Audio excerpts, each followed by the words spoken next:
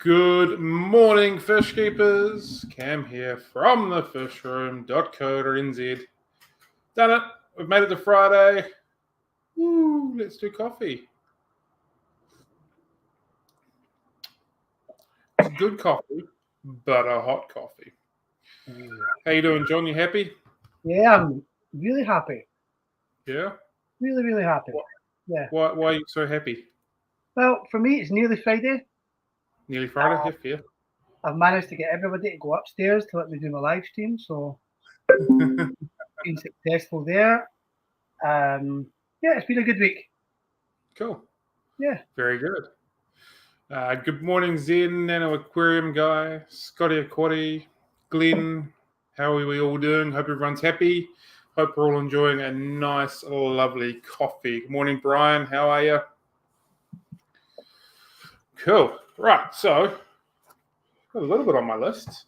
So I do have a new diary, which I'm excited about. Hey! Mm-hmm. Cool. So, first of all, this week, the Three Idiots Talk Aquariums did another podcast. We did it live on YouTube and Facebook, as we do.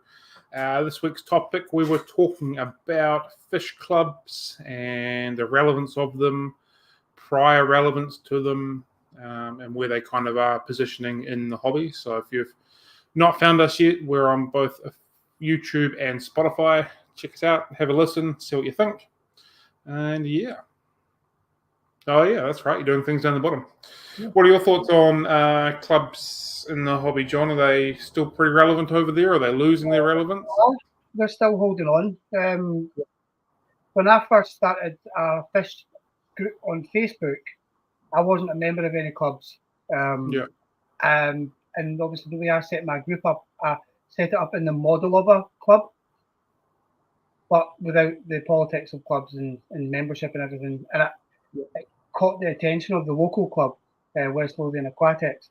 And I got a bit of heat from them for a while because they thought I was trying to break down all the clubs, and it wasn't. Everything I did, I tried to support it, but that's another story. But I think clubs have a place in the hobby, but they shouldn't be seen as the benchmark for excellence, if that makes sense. Because at one point, yes, that's what they were, but the hobby has grown a lot since then. It's not grown away from the clubs, but I do believe that the clubs have got to kind of start looking at the internet more as an ally as opposed to the enemy.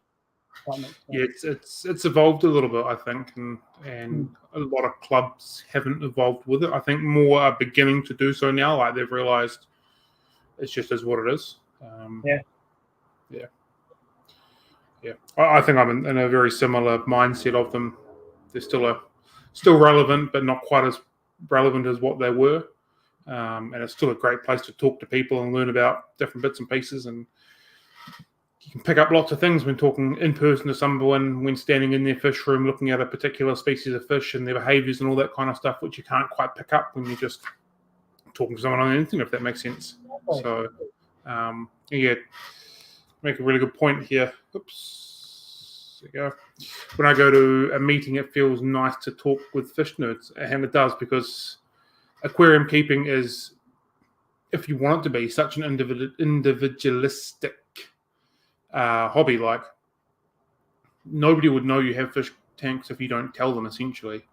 Yeah. You can walk into a fish shop, only go to one fish shop, buy everything you need, everything's at home, and that's it. Like, if you really want to, you can make absolutely nobody know you've got aquariums. You could have a house stacked full of aquariums, and nobody, maybe your local fish shop or the courier driver, will know that you've got them. So it's nice to be able to talk to people in person, if you're that sort of person, about aquariums and the hobby that everyone enjoys. Yeah, absolutely. And you can sit and watch live streams and not mention anything.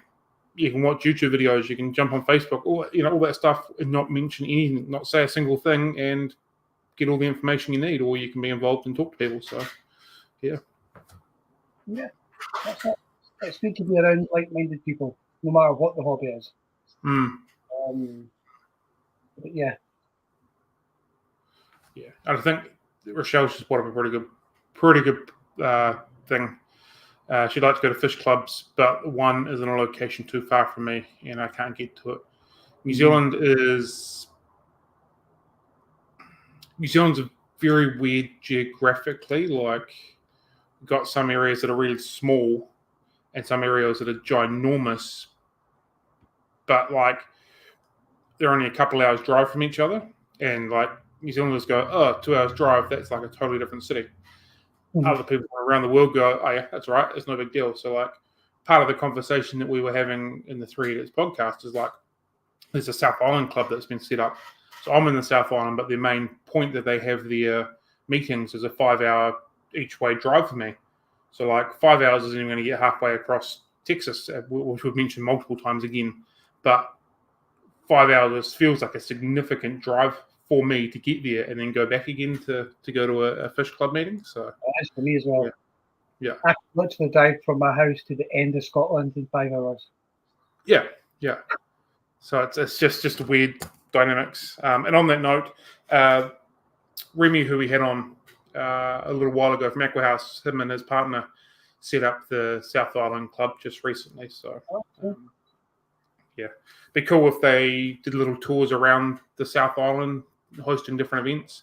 If they come anywhere near anywhere near Nelson, I'll definitely attend. Or if I happen to be down in the same area at the same time, I'll attend. But yeah. Just a wee reminder that today's live stream will also be released on Spotify as a podcast as well. So if you've missed some things, not only you can watch the replay, but you can also listen to us on Spotify, which is a good time. Right. Not a lot has happened this week. I have been spending the very, very vast majority of my time rebuilding the website. It's a massive job. It's a massive job because I've made so many mistakes several years ago in the products we had and the way we categorize stuff. So I don't have too much to talk about. Fingers crossed the website build will be done in about a week's time, the way it's tracking. So we'll see how we go. It's looking really good. I'm really excited about it. Should make the navigation a lot easier for people, but equally with pushing towards a lot more content on the website. So all the blogs that John writes will be far more easily accessible. All of the Fanatics Friday coffee dates we do with guests are going to be far more easily accessible. The 3 Idiots Talk Aquariums podcast is going to be more accessible. So it's all about being able to find all that content as well as obviously trying to run a retail shop on it as well. So the current layout of the website is literally just buy my stuff. There is nothing but buy my stuff, and I don't really like that. I think the Fish Room has evolved into far more than just a buy my stuff website. So yeah, there's a lot of information, a lot of cool stuff that we're doing. So yeah, hopefully in about a week or so time, there's a big dramatic change and some cool things for everyone to look at and play around with. So yeah. Absolutely. Yeah. But far away. There's lots of things to get stuck into, especially with the blogs are concerned. Yeah. So it should be a good time. Should be enjoyable, and yeah, it's looking really good. So I'm quite proud of how that's coming along. Well, we did release some fish this week, however. Dwarf chain loaches, yo-yo loaches, honey gouramis, peppered corridors, and some cardinals, amongst a few other bits and pieces. All looking nice, plump, fantastic health, and ready for sale. And today I'll be releasing some Ember Tetras, some Harlequin Rasboras, and possibly some Agassizi epistogrammas. I'm not sure if I want to keep them to breed from or if I want to sell them. So I'm not sure just yet. We'll see how that one goes. So I'm almost certain that I don't have a tank free for them, but I'm also certain that I can find a tank to make free for them, if that makes sense. So yeah, we'll just see how we go. And I'm just crossing things off as we talk. I was doing my rounds this morning, and the better imbellas, is that how you pronounce them? Better imbellas? Better imbeciles is how I've been calling them, which is not what they are. Yeah. So we got them in at the end of last year. Christmas came along. I got them in for a customer. And so we've been holding them there until we're ready to ship them. And I've noticed a very dominant male is showing some phenomenal coloration and has even started blowing himself a wee bubble nest, which I think is pretty cool. So it's my first experience with these fish. It's my first experience really with bedders in general, full stop. They're not really a fish that I generally enjoy that much. They don't really float my boat. So it's quite cool watching that happen and the behaviours of it all and stuff like that. So yeah, it's kind of neat. Have you had much experience with them, John? With the betters? Yeah. I have once. I got picked them up, funny enough, at a fish auction. And I loved them, but I just couldn't get the setup right for them at the time. Yeah. I had like a homemade grill on the top because I know they can be a bit jumpy. Mm-hmm. But at the time, I just didn't get it right. So I kept them for maybe about 6 months. Never seen any action from them, and I moved them on. Yeah. You know, it wasn't doing them justice. Really cool though. I agree with both Rochelle and Brian. Dwarf chain loaches are awesome. They're easily my favourite loach. They give you all the goodness of clown loaches, but nowhere near as big. I think they're really cool fish.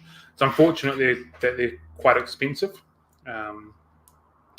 From a wholesale purchasing price and a retail price, I'm well aware that they're quite an expensive fish.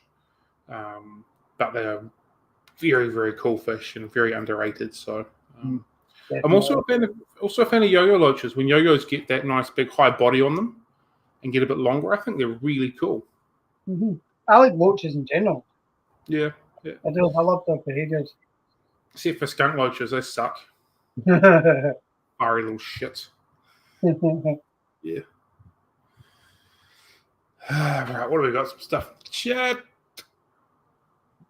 Zin says, my dwarf chain loaches are so personal. Also spend most of my day trying to swim. They spend most of the time swim the hang on back waterfall stream. They're so active.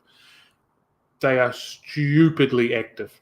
I've got a group of 10 or so in the botanical display tank, and they're always moving around doing stuff. They're such a cool fish to watch. Really social, full of personality. They're just, they're very cool fish. It makes such a difference to a tank when you've got a group of fish that are constantly moving about. It just changes the difference together. Absolutely. Yeah. Helen says, bedders are great, so much personality. I've got everything crossed for my wild caught bedders. If they've been successful, they should be fried today or tomorrow. Nice one, well done. Are they the same as the ones that Maxie had, or are they different again? How expensive are they here? I think from memory we sell them for $30 each. So to put that into comparison, I think the New Zealand dollar to the US dollar is about double, so $20, give or take, is what we sell them for. And again, to put everything into perspective, everything in New Zealand is more expensive. It is a significant distance from anywhere in the world to New Zealand. Even like flying from Australia to New Zealand is like 4 hours or something along those lines, let alone shipping anything over here. Then we've got a lot of MPI fees and tariffs, all that kind of stuff. So everything are very, very expensive in New Zealand. So it just is what it is. Cool. Same group as Maxi, so either inbills or hybrids or pure wild bears. Cool. Yeah. Brian, you're right. We really are at the bottom of the world. There is nothing below us other than the Antarctic. And Cameron, you are completely right. It is worse if you're in Nelson, because Nelson is the most expensive city to live in New Zealand. It is the most expensive place to get stuff here. We don't have a rail network, and the Inter-Islander ferry that leaves us all the trucks that come along that go straight down the coast and straight to Christchurch. So Nelson is easily the most expensive place to live. Maybe not for house prices, but for general prices. And we also get ripped off with what they call the sunshine tax or sunshine wages. It's beautiful here. The weather is always really good. We have the most sunshine hours in New Zealand, like pretty much every year ever. It is gorgeous, but we have to pay for that here. So it is basically what it is. So It's unfortunate, but hey. And again, to put into more perspective, I got a couple of quotes from plumbers to move a tap. Both of them quoted me just around about $1,000 to move a tap about 5 meters. So it's just across, I can't quite see, but like from one side of a roller door to another side of the roller door, so I could set up an automatic water change. So they both came in at about $1,000. I was talking to somebody else up north who got a significantly larger plumbing job done for $600. Mm-hmm. So it just is what it is. It just costs a lot of living. $150 here or something like that. Yeah, it's insane. But equally, getting a plumber is a nightmare. Yeah. Time for DIY Daddy again. Do you really, really want to see me try and DIY doing some plumbing? Yeah, actually, you probably do. You probably do, because it'll be hilarious and there'll be more water on the floor than there ever is. I'm not sure if I trust myself DIYing some plumbing, but we'll see how we go. Yeah. What about the temperature? Yeah, it's been very warm here. Yesterday, 7 o'clock in the morning, it was insanely hot. It was sweltering out in the fish room out the back. I tried to use my little infrared Huziki, and it didn't work properly, but the quick reading that I got from it, one of the aquariums was sitting at 28 degrees at, like I said, 7 o'clock in the morning. There's no heaters and anything like that. It's just pure air temperature. It was incredibly hot yesterday. It wasn't much fun. So, yeah, it's pretty warm at the moment. I guess it is summer, so can't complain too much. Yeah. Well, probably can, but yeah. Wasn't long ago you were complaining because it was too cold. Yeah, I'd rather be warm than cold. And saying that, the only time I really want to be really hot is when I'm playing cricket on a Saturday afternoon. Other than that, I don't like the heat all that much. Mm-hmm. Convert 28 Celsius to Fahrenheit. I think it's about 75 Faramajingles. I might be wrong. I think it's in around about that mark. There you go. I was completely wrong. 82. So. Put things into perspective. We had 35.6 degrees Fahrenheit today. Highest. 35. What's that equate to? Not very warm. Celsius. 2. 2 degrees Celsius cool. All day. That's a bit cool. That's a bit chilly for my liking. Yep. Yeah. One of the best things about Nelson is like it's really cold overnight. We get, frosting point, maybe -1, -2 sort of thing. But between 9:30 in the morning and about 3 o'clock in the afternoon, it is lovely and warm. It's really pleasant. Then it gets cold again. So that's one of the best things about Nelson in the winter.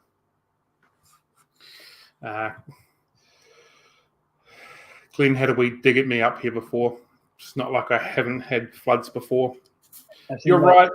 I have dealt with plenty of floods. I basically flood the back room once a week kind of thing. The worst one was the Saturday just gone. That was horrific. That was terrible.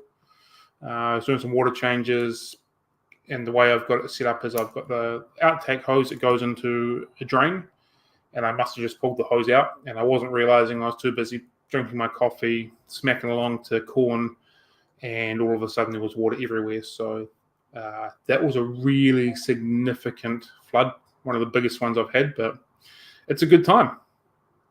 Yeah. Of course, when you come to breeding fish, the weather has an impact as well, doesn't it? For sure, yeah. This heat here in Canterbury must cause my mountain minnows to spawn like crazy. Nice. Yeah, it's definitely the time of year to be spawning fish if you're that way inclined. Everything seems to be ticking along quite nicely, which is cool. Mm-hmm. I suppose I can give a wee update of that because we're here. The spawning rack has been completed. Spawning grow rack, whatever we're going to call it. So I've completed that yesterday. So all the air lines are done now. All water is in there. Sponge filters, air stones, all that kind of stuff is there. So I'm going to squeeze a bit of filter gunk into the tanks we're going to spawn from today, and then early next week. We've been prepping up some various little small egg scattering fish. So we're going to attempt some spawns next week. Mm-hmm. So that's where that's at, and we'll begin collecting and actively trying to spawn the corridors again as of this week as well. So There's been a lot of spawning, but I haven't collected any eggs or done anything with it because I've had nowhere to put them as we were upgrading over the Christmas period. But now all of that's up and running. We can start those missions again. And so what we have had spawn recently is that the GoldenEye nanocars, they spawned. They had Fry. They don't have Fry this morning, so she's obviously eaten them or got frustrated in them, and they have disappeared, which is fine. I'm a pretty firm believer of, in particular with cichlids, this is why I've done it with African cichlids, is let them spawn a couple times, let them learn what they're doing, and then before taking the Fry from them. So with African cichlids, obviously most of them are mouth brooders, letting the female go full term, spitting them out and doing that kind of stuff. So I'm working on that same theory when it comes to the American cichlids, the dwarf cichlids. It's letting them learn what they're doing for the first few times, and then go from.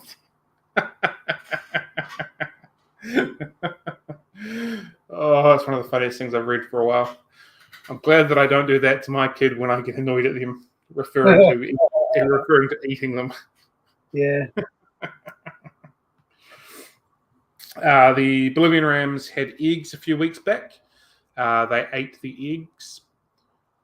They are furiously cleaning at the moment. They're on that full, we're hunting for a spot sort of mode right now. So I'm hoping next day or two there'll be eggs as well.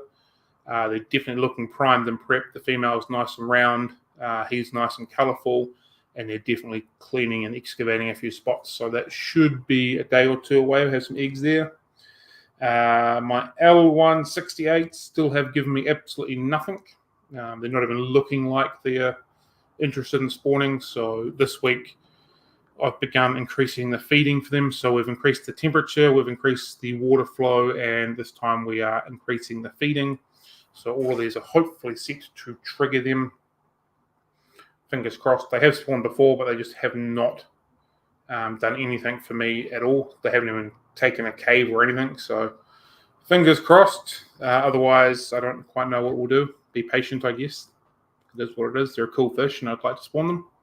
So yeah. Anyway. I would mostly agree with all cichlids, actually, except for my angels. I literally let them try to spawn over 20 times. Finally, I had to really get the Fry, but it wasn't going to take yet. And there's obviously exceptions to the rules. Some fish just aren't going to do it.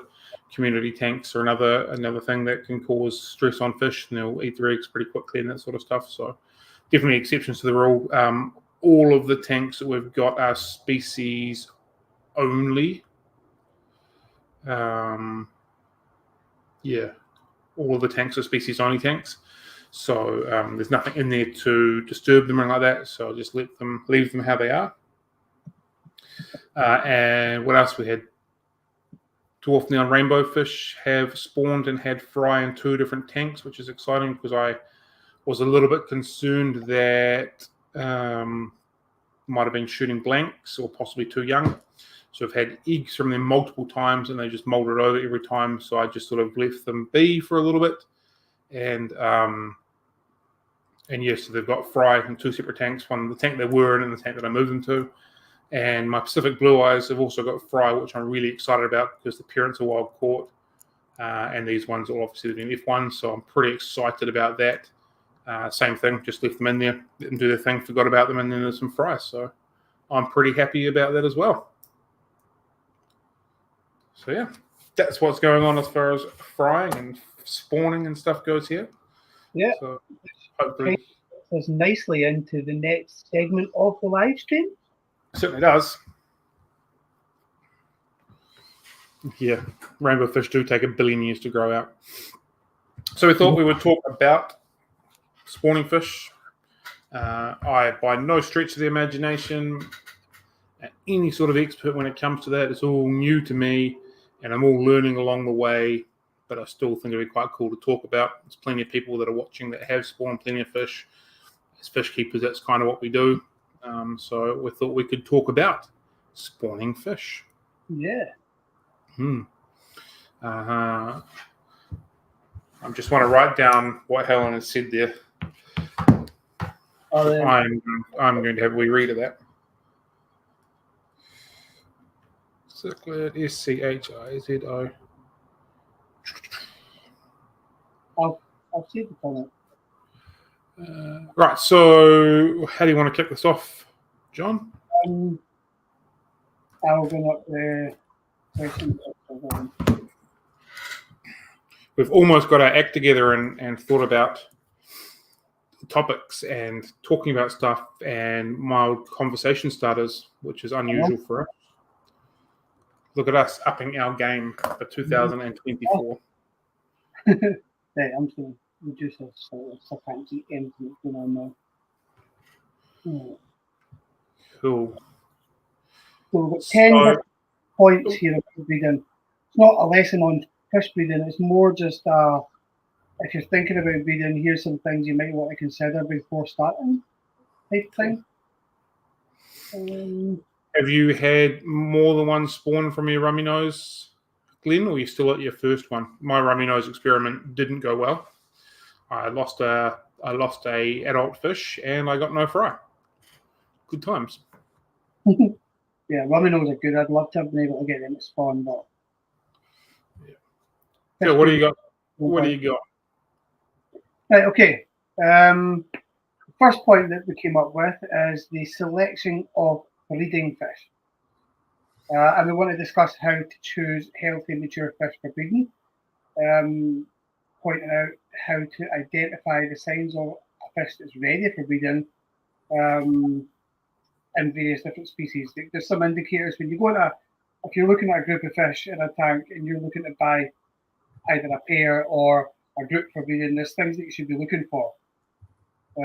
Some like cichlids, maybe they've got the red colouring on their stomachs, or there's various different things that can help you speed things up by identifying something out of the alpha male cichlids and things like that. So Cam, what is your advice on that then? So if I'm playing around with cichlids, for example, I like to buy a group of juveniles and grow them all up together, allow them to naturally pair off, allow them to naturally find their male dominant and the dominant female. That's the way that I've always done it. I'll buy a group of half a dozen or 10 fish and just let them do their thing. A little bit different if you're in a fish shop and they've only got 3, for example. But again, looking at dwarf cichlids, the females are generally a lot plumper than the males. The males are often more colourful as well and normally a lot bigger. So if they're looking in full health in a shop, it doesn't necessarily mean you'll get them home and they'll spawn for you, but it's a good start. You'll have a male and a female.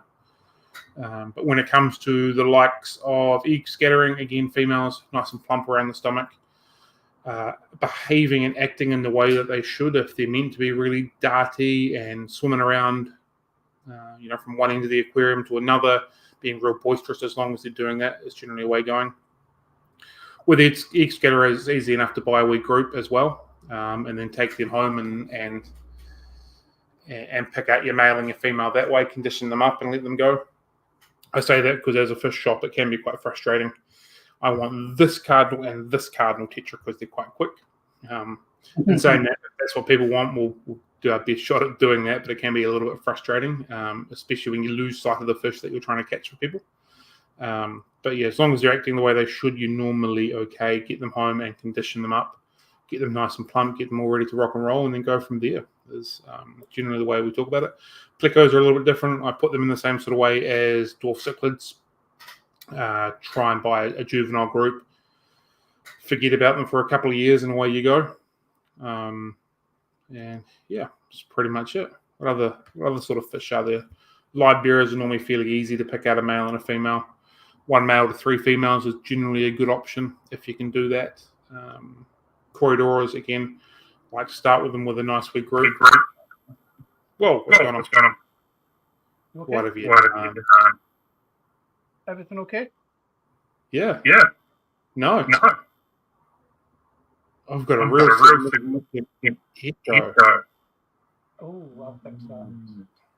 What's just happened? Sorry. I'm just, I seen your comment about my microphone and I was just checking some settings there, but my bad. What have you done? I turned the echo cancellation off. Ah. Is that better? Less luck. No, it's worse. Really? Yep. Oh, I think we're okay now. Yeah, we're good. Yeah. So with Corey's again, buy them in a group. They don't take as long to mature as what Legos do, but yeah, buy them in a group seems to be a really good option, especially when you buy them from a shop because they're nice and small. If you can get adults from someone, that's different equation altogether again. Mm-hmm. Just patience as well. You can't expect us to buy fish, take them home and have them breed. You've got to play the long game. Yeah, and that's something that I'm very much learning, being patient. What's your thoughts on buying proven pairs? Buying what, sorry? Like a proven pair that breed. Oh, if you can get proven pairs, go for gold. Yeah. Yeah. If that's what your goal is to spawn fish, then sweet as. Yeah. I mean, it's good, but it kind of takes some of the challenge away, doesn't it? Like it kind of skips the whole natural selection process, but it does. But someone else has done that for you, and equally, you're generally speaking, you're going to pay for that privilege because someone's grown it out and paired them up and had fry out of it. So, yeah. Good. Fish have still got to settle in. Like I said, the L178s, they've spawned from the previous owner, not looking like anything for me, and I've had them for probably a year now. Right. The dwarf neon rainbow fish had apparently spawned for the previous owner as well. I hadn't had anything from them for quite some time, so for nearly a year. So still a little bit of work and some fish to get them where you need them to go. Mm-hmm. Here's a question from Michelle. Sure. If you have an order and one of the notes in the order, say shipping, you get the fish in, how do you sort that out?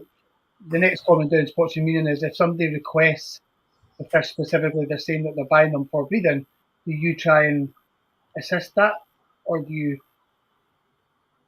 Yeah, so I haven't had that before, although I have had people ask for male and females. Mm-hmm. Or specific females or specifically males. Generally speaking, the fish that we sell are quite young and they can be a little bit tricky to sex correctly. So I say I'll give them a ring or a text or whatever and say, look, I'll try my absolute best. I can't guarantee anything because the fish that we sell are young fish because that's what fish shops sell, young fish essentially. But I will give it my best shot. I will spend a bit of time trying to get that correct for you. Doesn't always work. I've had people that have asked for pairs of fish and they've spawned for them a week later. I've had people that have asked for 4 females and I sent them 4 males thinking they were all females. So like they were showing every signs that I thought were females, but again, just young fish. Sometimes you can't be right. So absolutely try my best to the best of my ability, but you can't get everything right, especially when you're dealing with younger fish. So it just is what it is sometimes. Okay. Yeah.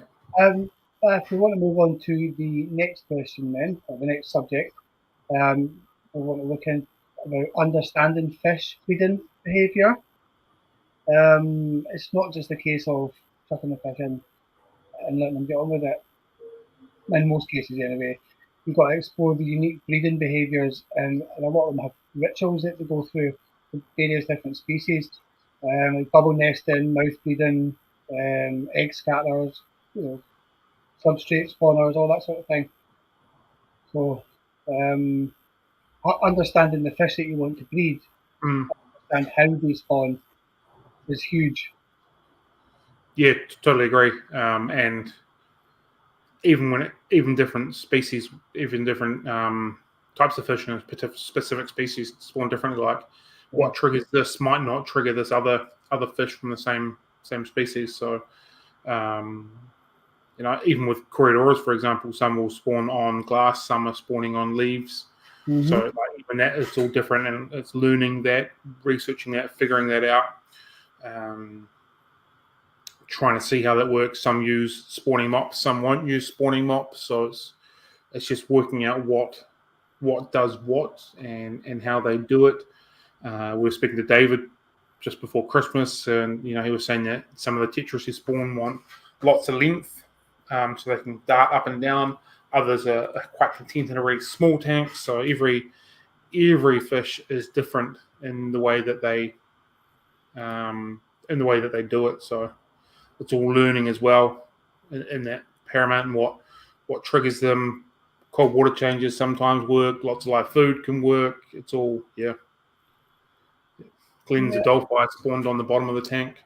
My Adolphi have spawned on little bits of sticks and stuff like that. So they're all slightly different. Yes, I mean, in this kind of scenario, if we go back to when we were talking at the start of the live stream, fish clubs. Fish clubs are, if you are looking to breed fish, joining a fish club if possible is invaluable. It's priceless because you get the experience, and some of these guys have been doing it for 30 years, 40 years, even longer. So you get that first-hand knowledge as opposed to reading online, and you're having it in the form of a conversation as well. So that's one of the strongest points, in favour of fish clubs, is definitely when it comes to spawning and breeding. Yeah, totally agree. There's something about human interaction and talking to someone about their processes. There's a massive thing. Yeah. So yeah, absolutely. Just going to read Helen's comment. I was listening to a podcast the other day from a group that are very passionate about breeding fish. One of them made the comment that committed hobbyists have a duty to breed, especially the fish that are endangered in the wild. No one can breed every species, but everyone can breed one. So pick that's your passion, go for it. Yeah, it's fickle.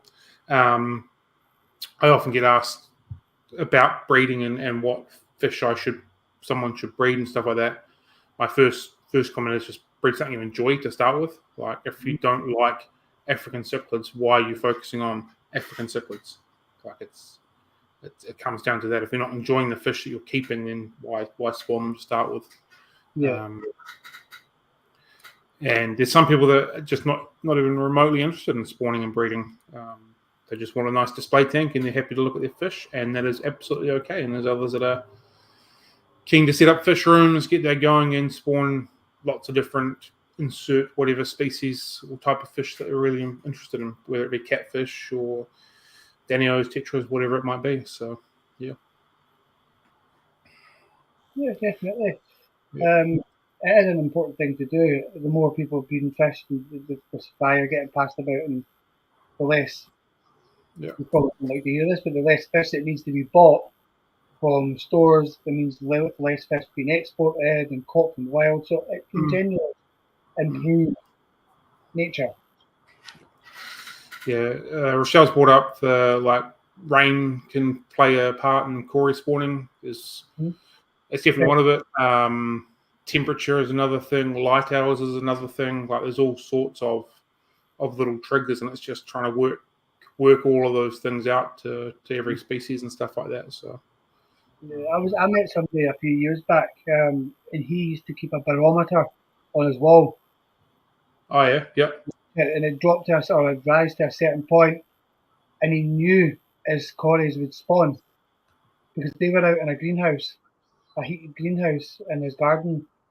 So they really the weather affected them, and he noticed that the ones inside the big farm he lived in, they reacted exactly the same. They were feeling that change in pressure in an old farmhouse.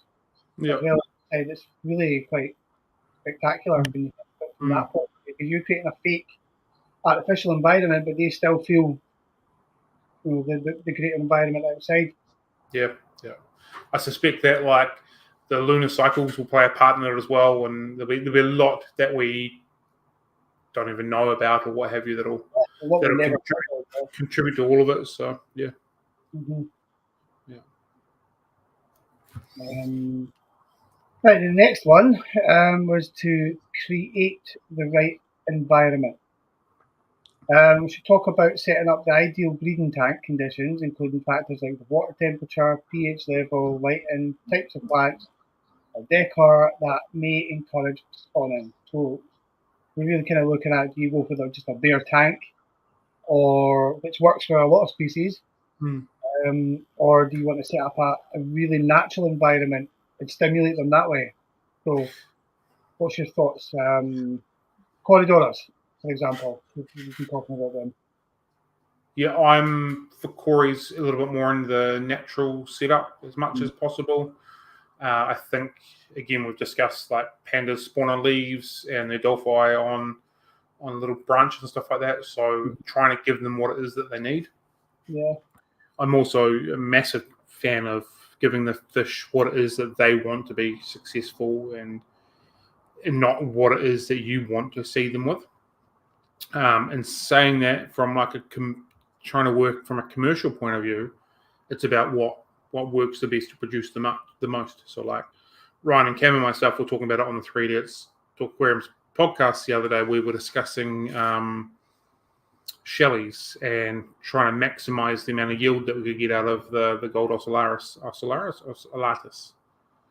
and getting them to spawn is one thing, and that's fine. But getting them to spawn regularly and producing commercial numbers is a bit different. I suggested maybe having 3 or 4 or 5 pairs set up in 3 or 4 or 5 different tanks would be the way to go, and just continue to get them so you get your big numbers. And then Ryan was saying that they use little bits of plumbing, little elbows over in wherever they breed them, and as soon as they've got fry, they just take the elbow out, put new ones back in there, shake the adult back into the tank, and away they go. As opposed to the shells, which they can hook themselves in and get stuck in. So it depends on hobbyist level to commercial level, I think, in a lot of stuff. I guess it depends what you're wanting out of the hobby as well.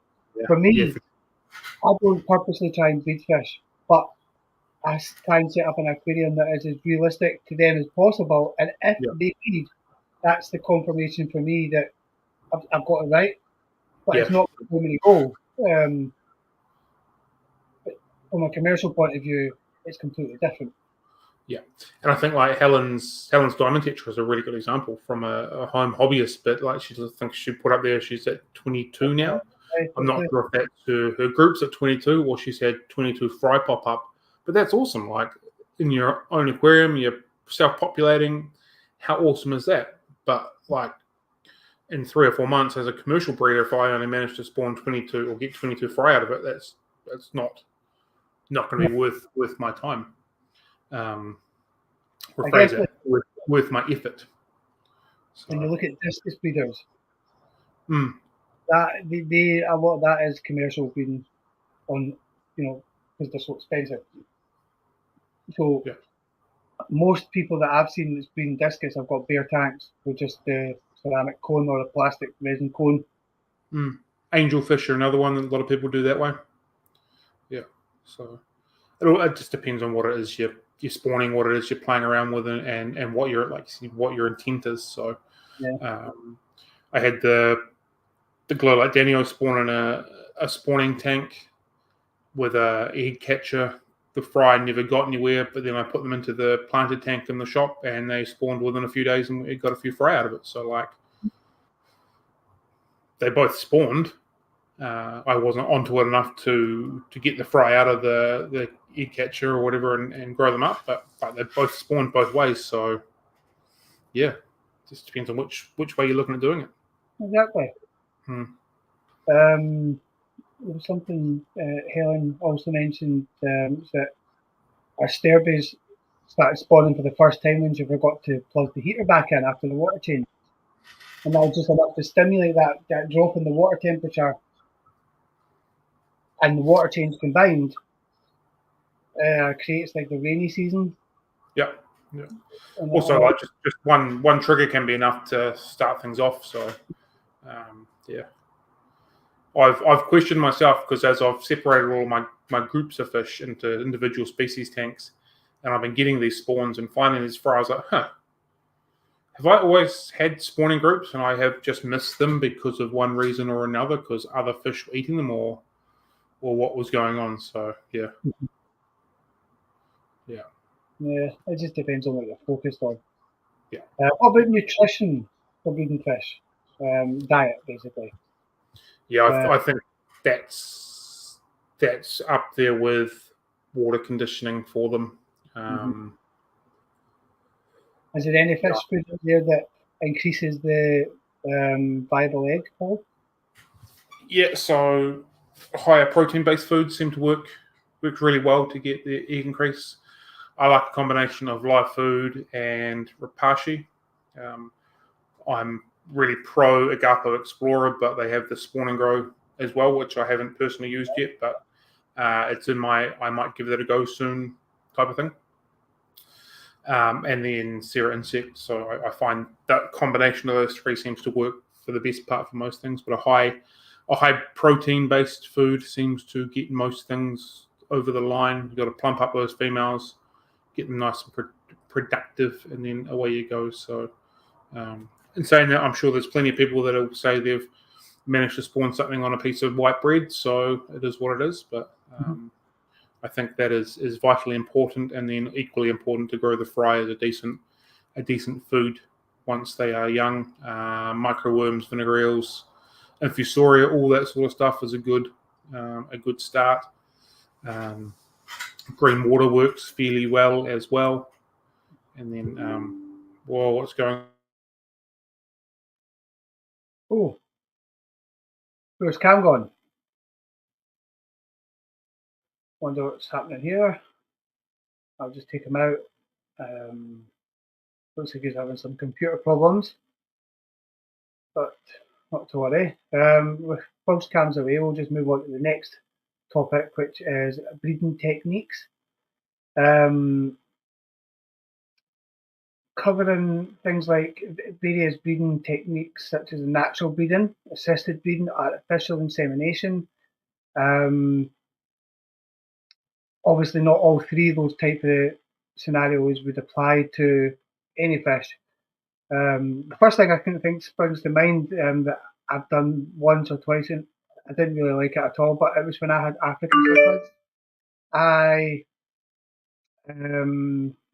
had read at the time that you could get eggs. Obviously, they were mouth brooders, so when they were holding eggs and fry in their mouth, what we would do is take the fish out, put them in a net, and kind of you empty the eggs out, which is, it sounds horrific, and it felt like really over the top when they would do it themselves. But it was just something I wanted to try at the time. It works for larger fish, I'd imagine. I've seen arowana, people using that technique to get the eggs out. They've obviously got a higher commercial value, so it's more important to get that yield. Oh, you're back. My computer just turned off. That's crazy. It just went and turned off. Did you switch it on at the wall? I have tried turning it on and off again.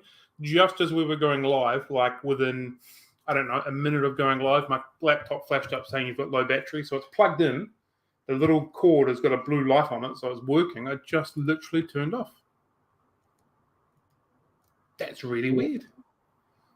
Yeah. Oh, well. I'm back. We were just talking about when you get involved in the spawning process yourself and the fry process. And I was mentioning how the African cichlids, a lot of people will actually physically remove the fry from the holding female. It's something that you see in larger fish like arowana, but it's a difficult process. Yeah, people strip females with Africans. That's the general way of producing in numbers. A little bit less stressful on the female as well, which is a bonus. A lot of people use a lot of egg tumblers when they're spawning African cichlids, because obviously the mouth brooders take the eggs out, chuck them in a tumbler, and away you go. So that's the way that I've previously done African cichlids in Malawi's, is strip the female after about a week and a half, 2 weeks, and then egg tumble them to completion. Yeah. Yeah. Or the artificial insemination. I've never done that. I'm not going to lie, I thought about really researching into that to do something like clown loaches or chocolate talking catfish or something along those lines. I thought that'd be a cool little project, but I can't bring myself to possibly lopping off the head of a fish just to get it wrong. But I have watched a lot of those salmon farms where they, hold the fish and squeeze everything out. I thought that might be an option. to maybe one day in the future have a wee play around with that. So, play around. What? Have you gone quiet now? No, just the word that says a little play around with that sounds a bit. Well, okay. I'm lost. No, just my mind. Don't worry about it. Moving on. Egg care and hatching. Obviously, that's egg, like looking after the eggs and fry when they hatch. That's probably, in my opinion, that's probably one of the most challenging hands-on part of the process. Yeah. Yeah, so I'm learning that methylene blue is your best friend. Mm-hmm. I would like to, after a wee while, start playing around with tannins in the water to help with antifungal. Yes. But at the moment, I'm still working on methylene blue. I think at this point, I haven't spawned enough fish to be experimenting with things. But once we say zebra dingoes, for example, once we knock them off half a dozen times, cool work that I can produce 200 at a time doing it this way, then I might play around with different methods like botanical and tannins and stuff like that to anti-fungus the eggs. I agree that the egg stage can be quite difficult, and then the feeding them stage can be really difficult as well. So, but where there's a will, there's a way. Yeah. And I think that's where, like, if you're breeding in your home aquarium, then you've got a little bit of advantage. You spawn your tetras. There's all sorts of goodies in your aquarium ready for the fry to eat, as opposed to in a sterile environment when there's nothing but water and glass. So, yeah. But again, it comes down to whether you want a high yield or a small amount of natural, healthy, easy going. And what you're doing it for. So, I totally agree. But yeah, like I'm looking at my little desktop aquarium that I set up. It was in September, I think, and there's no fish in there. I set it up with a whole bunch of previously used botanicals and stuff like that, and there's all sorts of weird little things hanging around in the water that I can see and I'm watching. And so, like, if there was small fish in there, they've got a food source straight away, which is fantastic. So yeah. But it's pretty cool to watch that kind of stuff develop, because as everything deteriorates down, more life just starts to appear. I mean, frying a tank like that would be so easy, getting the right kind of fish, obviously. Because, like you said, this is a constant food source for them, and it's natural, it's the right size, it's just perfect. Yeah. So I suspect that some of the fry that we've lost so far, like the CPDs, for example, and the zebra dingoes, for that matter, I think is a lack of food available, that I've just not put enough food into them to start with. And again, it's all learning to how many times you should be feeding them, what's going to foul the water, what's not going to foul the water. Like, I'm hatching them in a container this big, with this much water. So, yeah, how much is too much, and how long does it take for that to overflow it, so to speak, with nasty water, and how often the water change needs to be done, all that. But I think the main reason I've lost the fry so far on those two particular things have been feeding hasn't been quite enough to get them going to the next level. Well, the next point was raising fry, which kind of pretty much the same thing, really, isn't it? Pretty much. Yes. The first couple of days is probably the hardest part of raising fry. Why is that? They're so sensitive. Like, you can't really do much. They're just sensitive. I think in the first couple of days, also the fry are often eating the egg sacs and all that kind of stuff as well. And if you're putting extra food in the water can deteriorate pretty quickly as well.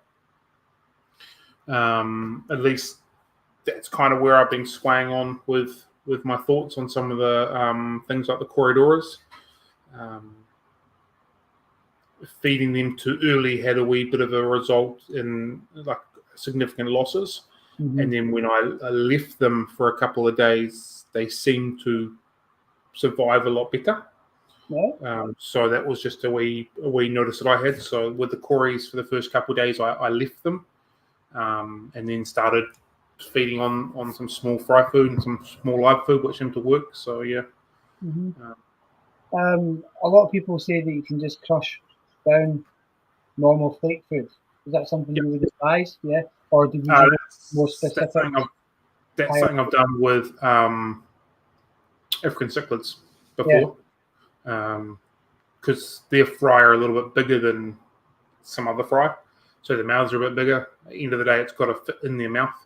If it don't fit in their mouth, they're not going to eat it. So African cichlids I crushed flake up before multiple times, and it's worked just fine. But some of these smaller fish, I think it'll be a little bit too big for them.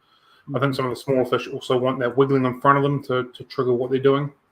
Whereas Africans are a little bit hardier for the best part.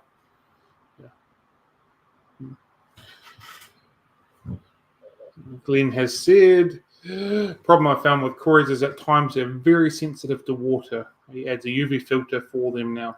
I haven't thought about a UV filter, but yeah. And that's something, again, I'm worried about. I'm dealing with less than 500 mils of water when I'm hatching some of these fish. So is it not enough water? Is it too much water? Is the water deteriorating too quickly? So, yeah. Is there no way you could get the water turning round? What was that, sorry? Is there no way you could have the water circulating? Oh, probably. I've got air running in them to move them around a little bit. But too much air is going to knock them around a little bit as well. So, I suppose. Yeah. It's all learning. Yeah. Right, so what are the more common challenges when it comes to fish feeding? I think common challenges we've probably covered through most of the stuff, like sleeping your adults, triggering them, getting them through. Disease would be another one. And high mortality on fry would probably be another one as well. So, like, there's a lot of fish that produce hundreds of fish each time because so little of the fry survive for one reason or another. So, yeah. What's your advice for somebody that all of a sudden quickly becomes overrun with fry? Start making friends with your local fish shop, depending on what they are. Go to fish club meetings, try and offload them there. Yeah. Again, depends on what your goal is and what you're producing. It's something that should be probably considered to start with if you're going to go down that track. Like bristlenose, for example, I try and only encourage people to put one in a tank at a time. If you put a male and a female, and you'll have too many in no time, and then what are you going to do with them? So there's always need to have that we outlet and that thought to start with. If you have any intention of producing fish, what are you going to do with them in the long run and afterwards? So, yeah. Generally speaking, there's an outlet for most fish shops, other hobbyists.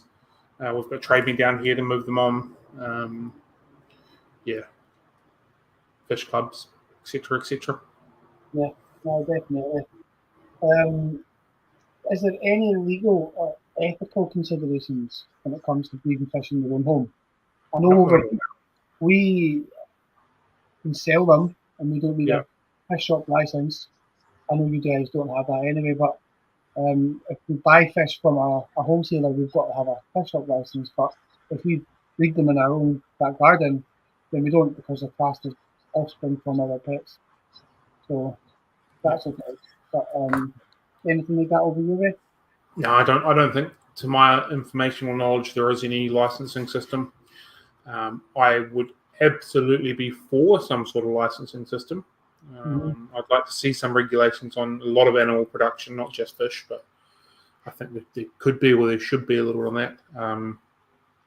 Equally, I'm all for a licensing system to sell live fish in a fish shop or a pet shop. I think that's be a massive improvement and a massive positive for the animals we're looking after. But yeah, to my knowledge, there's nothing, regulations or anything like that. You can just produce whatever you want to produce and however you want to produce it.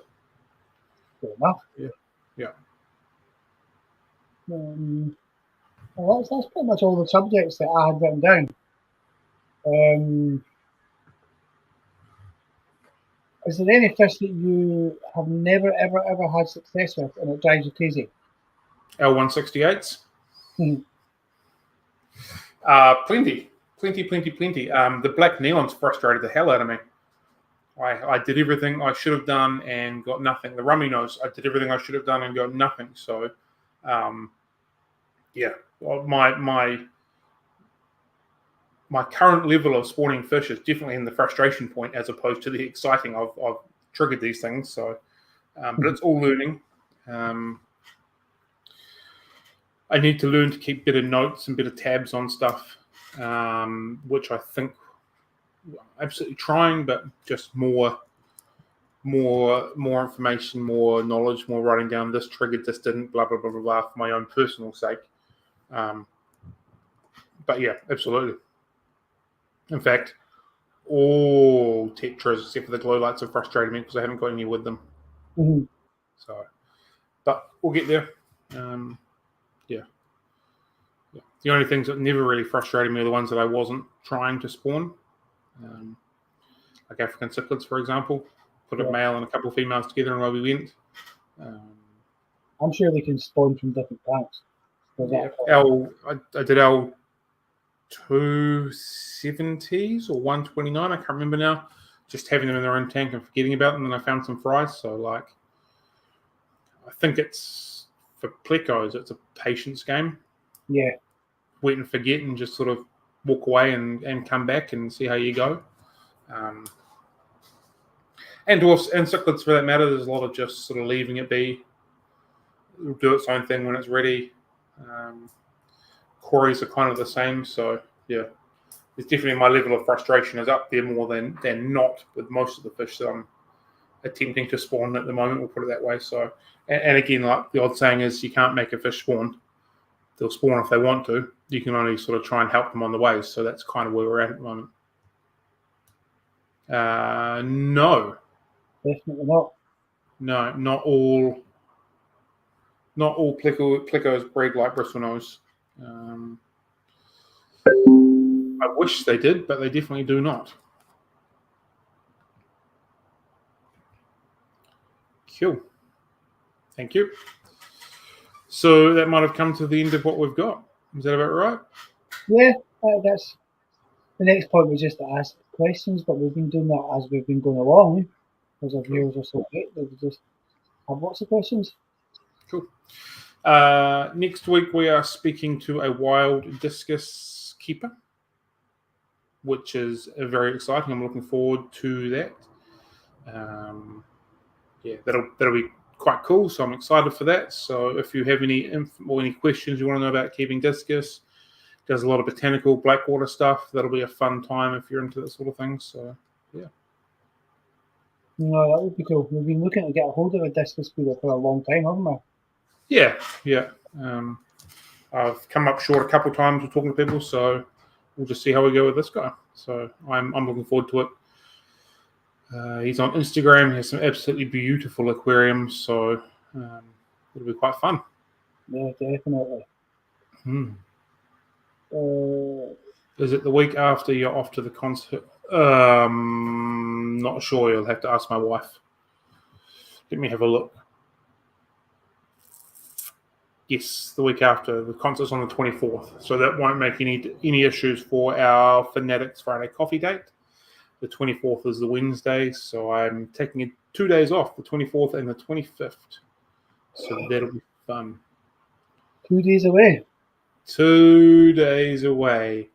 Ooh. And you can be assured that I'm going to be looking in fish shops and going to see different hobbyists while I'm there.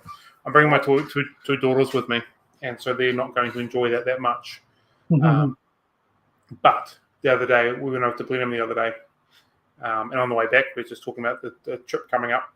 And I said, I want to go visit some shops and stuff like that. And they said, that's fine because you're taking us to some malls, and we know that you hate shopping, so I'm sure we can put up with a couple of fish shops. So, yep, that's the attitude that I wanted to hear. Thank you very much. Lock it in. Yeah. So, yeah.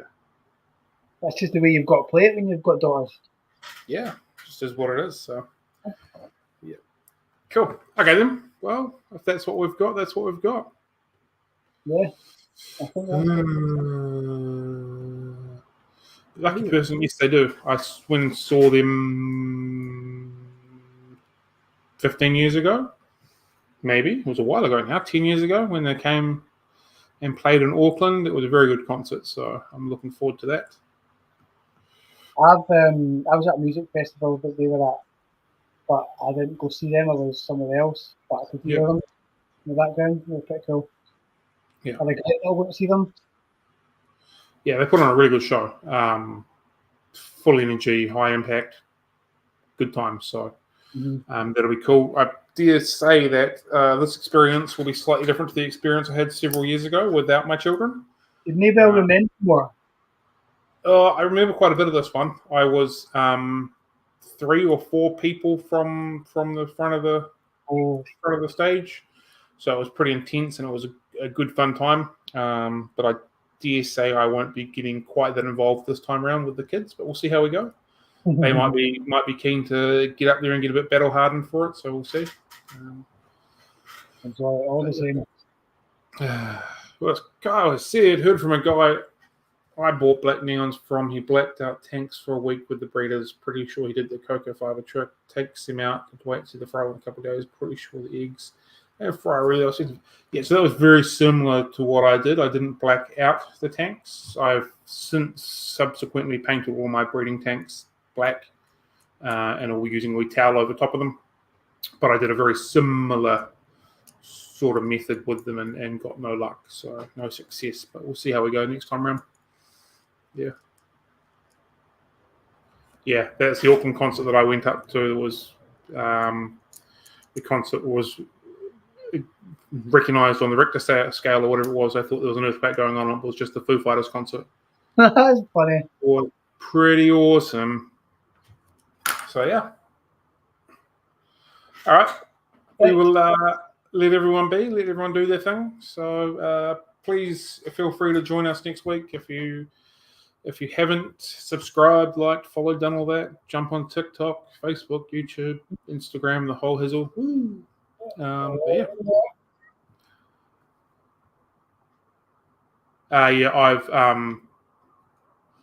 I have left the front viewing panel open so I can see. So, yeah. Cool. All right then. Okay. Have a good week. Catch you later. Have a good weekend, Camp. Bye, guys. See you later.